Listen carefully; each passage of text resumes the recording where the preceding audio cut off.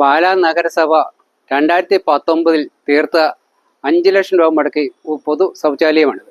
Pala civil സ്റ്റേഷൻ്റെ പുറവശത്തും Pala sub registrar ഓഫീസിൻ്റെ മുൻവശത്തുമായി ഇവിടെ എത്തുന്ന സാധാരണ ജനങ്ങളുടെ പ്രാഥമിക ആവശ്യങ്ങൾ നിർവഹിക്കുക എന്നുള്ള ലക്ഷ്യത്തോടുകൂടി തീർത്തിട്ടുള്ളതാണ്.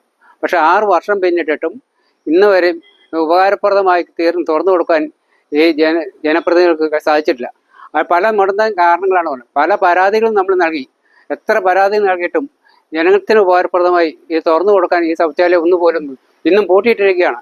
അഞ്ചെണ്ണം തീർത്തു, 5 പൂട്ടിയിട്ടിരിക്കുക. പൂട്ടിയിട്ട് എന്ത് പറയാനും ഇതിനു വേണ്ടിയിട്ടാണ് ഈ 6 വർഷം മുമ്പ് പണിത് വെച്ചത്. 6 വർഷങ്ങൾക്ക് മുമ്പ് പണിത് തീർത്തിട്ട് ഇത് ജനത്തിന് ഉപകാരമില്ല, നോക്കുകുത്തിയായിട്ട് ഇവിടെ ഇട്ടിരിക്കുന്ന.